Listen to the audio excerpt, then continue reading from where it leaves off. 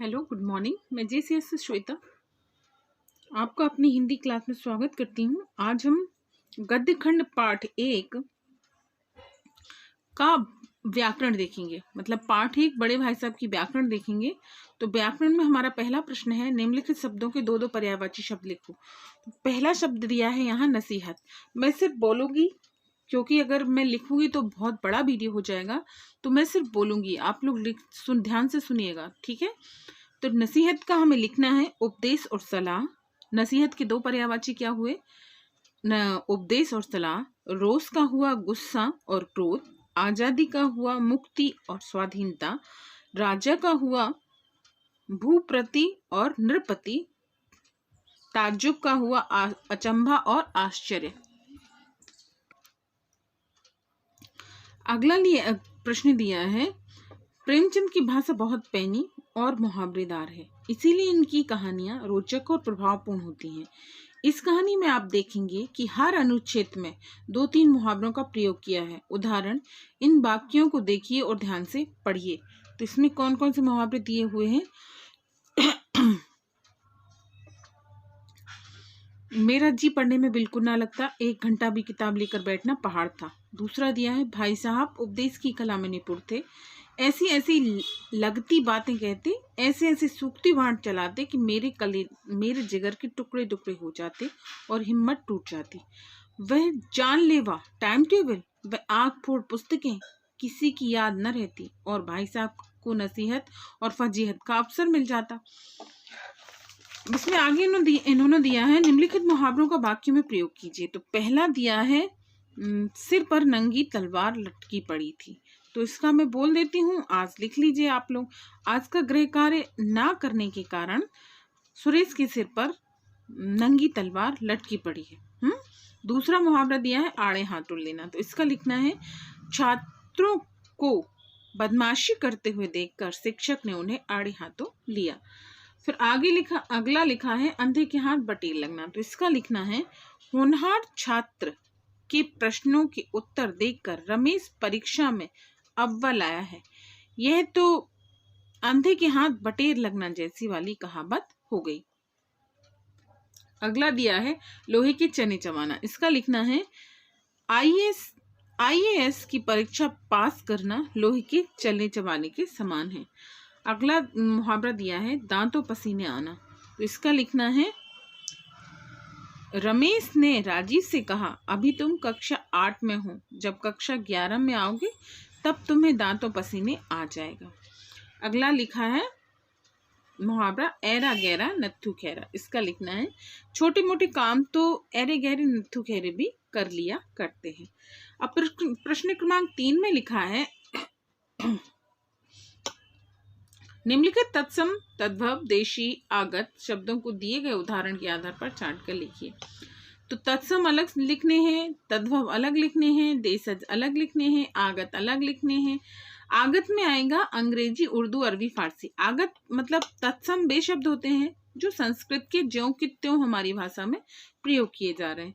तद्भव वे होते हैं जिन्हें हम अपनी सुविधा अनुसार बदल लेते हैं।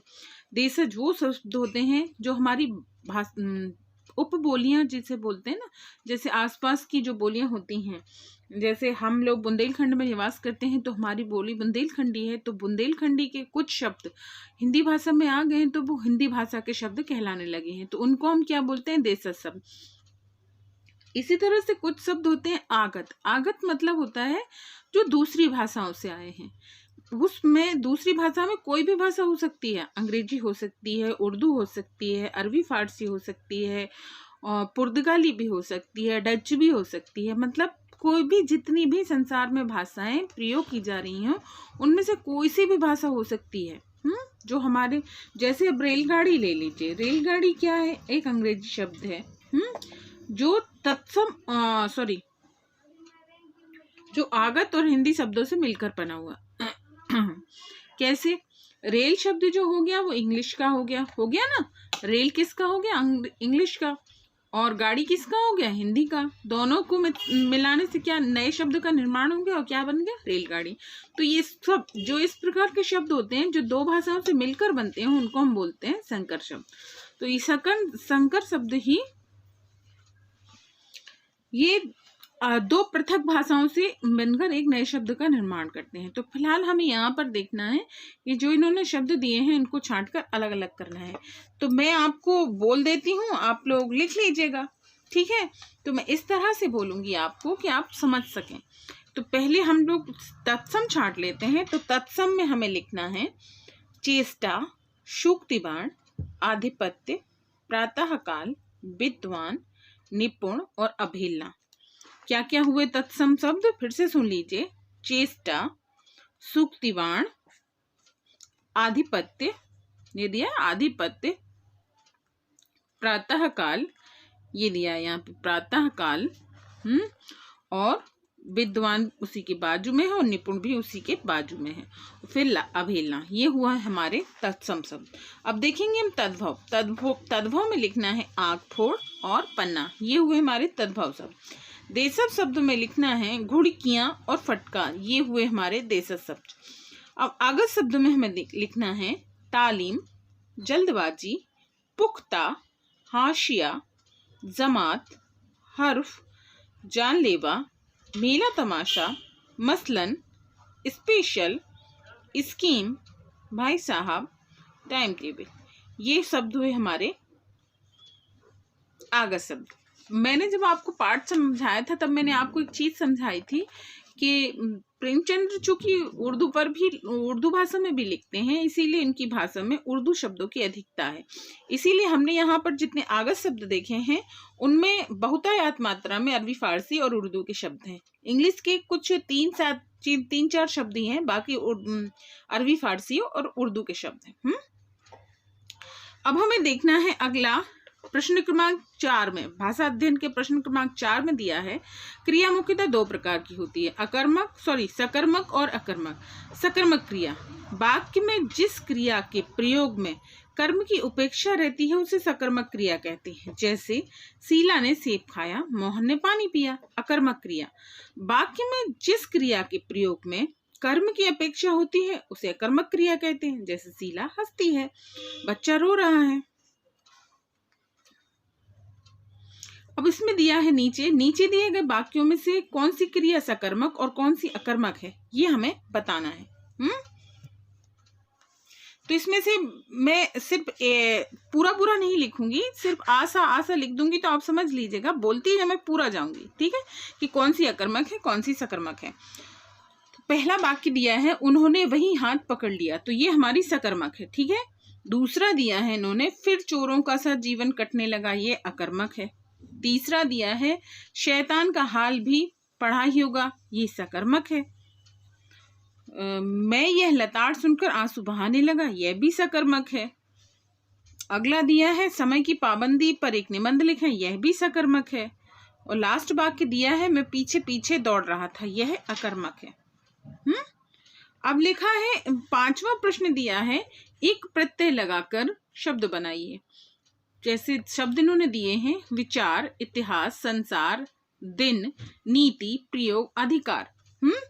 तो इसमें विचार का बनेगा वैचारिक, इतिहास का बनेगा ऐतिहासिक, संसार का सांसारिक, दिन का दैनिक, नीति का नैतिक, प्रयोग का प्रायोगिक और अधिकार का आधिकारिक। ये शब्द एक प्रत्यय लगाकर बने हैं। तो प्रत्यय उपसर्ग तो आप जानते ही होंगे कहाँ लगते हैं, प्रत्यय कहाँ लगते हैं पीछे और उपसर्ग लगते हैं आगे।